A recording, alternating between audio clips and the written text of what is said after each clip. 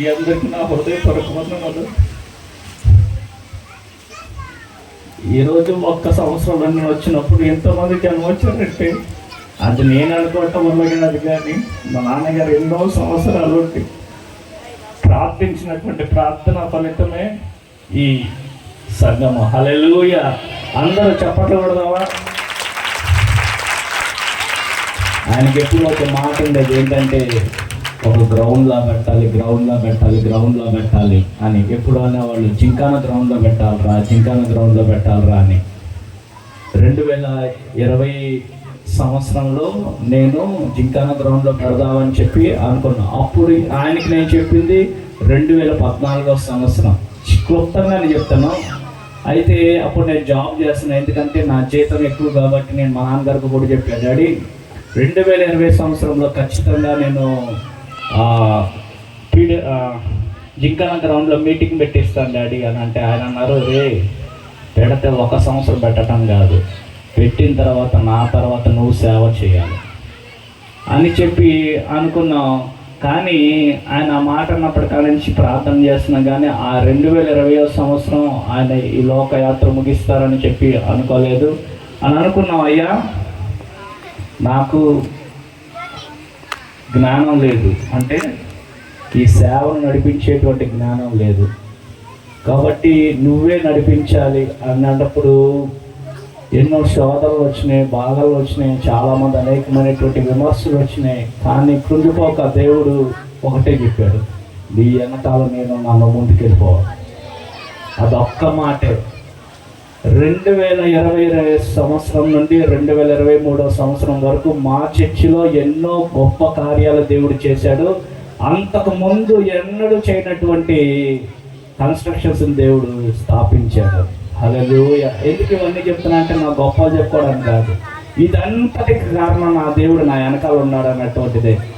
ఈ యొక్క మీటింగ్లు పెట్టాలి, రెండు సంవత్సరాలు అయిపోయింది, దగ్గర 3 సంవత్సరాలు అయిపోయింది, మీటింగ్లు ఎక్కడ పెట్టాలి అని చెప్పి అనుకున్నప్పుడు 3 దినాల సంఘము మేము అందరం కలిసి ఉపవాసం ఉండి ప్రార్థన చేసాం. ఒక రోజున ఇక్కడ ఆర్ఆర్పేటలో సంఘం అందరితో కలిసి ప్రార్థన చేసిన తర్వాత నేను బుధవారం ఇంటికి వెళ్తున్నప్పుడు మా అమ్మతో ఒక మాట అన్నా, అమ్మ మనము ఇక్కడ గ్రౌండ్లో పెడితే ఎలా ఉంటుంది అని అంటే, మంచి ఆలోచనే, కానీ ఇక్కడ అవ్వాలంటే చాలా ద్రవ్యంతో కూడుకుంది. దగ్గర 70-80 వేలు పైన ఖర్చు అవుతుంది, అయింది కూడా దగ్గర. అలా అన్నప్పుడు ఎవరిస్తారు డబ్బులు, ఏమిస్తారు? అప్పుడు ఒకటే అనుకున్నాం, అయ్యా నేను ఇల్లు కొనుక్కోవడానికి దగ్గర ఎంతో అప్పు చేశాను, నీ యొక్క సేవ నిమిత్తం నేను వచ్చా, నీ కొరకు నేను ప్రాణం అర్పించడానికి కూడా నేను సంసిద్ధం ఉన్నా. 1,00,000 రూపాయలు ఖర్చు పెట్టలేనా? కాబట్టి అయ్యా నువ్వు ఇచ్చినటువంటి ప్రేరేపణ బట్టి నువ్వు సహాయం చేయాలి. అది నా ఆలోచన అన్నట్టుగా కాదు, అది నీ చిత్తం అయితే ఖచ్చితంగా సంఘానికి చూపించాలి. హల్లెలూయా! ఆ రీతిలో ప్రార్థన చేసినప్పుడు చాలా మందికి చెప్పారు ఏంటంటే, అయ్యా పెద్ద గ్రౌండ్లో మీటింగ్ జరుగుతుంది, అనేక మంది వచ్చారు అనగానే ఎవరికైనా, నాకైనా కావచ్చు, ఎవరికైనా కావచ్చు, కొంచెం సంశయం ఉంటుంది. కొంతమంది సంఘంలో ఉన్నటువంటి వాళ్ళు కూడా అన్నారు, అయ్యా ఇక్కడ పెట్టినటువంటి వాళ్ళు ఇప్పుడు ఎంతమంది రాలేదు అని అంటే, అమ్మ విశ్వాసంతో ప్రార్థన చేద్దాం, ఎందుకంటే నేను ధైర్యంగా ఉన్నానంటే నా కారణం నా సంఘమే, నా బలం, ప్రార్థన పరులు. దేవుడు అయ్యగారులు ఎప్పుడు ఒక మాట అంటారు, వెనకాల ఉన్నటువంటి మీ నాన్నగారు అన్నీ ఇచ్చారు, నిజమే, సంఘాన్ని ఇచ్చారు, ప్రార్థనాత్మని ఇచ్చారు, నాకు ఏమి కష్టం లేకుండా అన్నీ సహాయం చేశారు. కానీ ఇంకా నేర్చుకోవాల్సినటువంటిది, చేయాల్సినటువంటిది చాలా ఉంది ఇక్కడ. కాబట్టి దాని నిమిత్తం ఎక్కువగా ప్రార్థన చేయండి. దేవుడు నిలబెడుతూ వాడుకుంటున్నాడు. నా సహకారిగా ఇచ్చినటువంటి మా అమ్మగారిని దేవుడు నిలబెడుతూ వాడుకుంటున్నాడు. నా భార్య కూడా దేవుడు వాడుకుంటున్నాడు. యవనస్తుల కూటమిలో దేవుడు వాడుకుంటున్నాడు, నన్ను వాడుకుంటున్నాడు. ఇంకా దేవుడు అనేకమైనటువంటి వాగ్దానాలు అనుగ్రహించాడు. శక్తి చేతనైన, బలము చేతనైన కాక నా ఆత్మ చేతనే నేను నడిపిస్తానని. హల్లెలూయా! నేను నిలబడ్డానంటే ఒకటి, ఎందుకంటే ఎక్స్పీరియన్స్ లేనటువంటి నేను, ఏ ఒక్కరు చాలామంది 10 సంవత్సరాలు సేవ చేశారు, 50 సంవత్సరాలు సేవ చేశారు. ఇలాగ ఒక్కసారిగా ఇంత పెద్దగా పెట్టానంటే నా యొక్క ఇది కాదు, కానీ దేవుని యొక్క కృప మన సంఘం మీద ఉంది కాబట్టి మాత్రమే దేవుడు అనుగ్రహించాడు.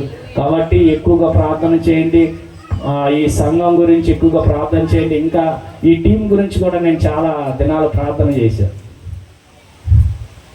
బి టీం గురించి నేను ప్రార్థన చేశాను.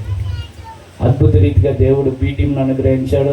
అందులోని ఏహెస్కెల్ అయ్య గారు కూడా ఇక్కడ పరిచయంలో వాడబడినట్టుగా దేవుడు చూపించాడు. అయ్య గారు కూడా ఉండటం చాలా సంతోషకరం.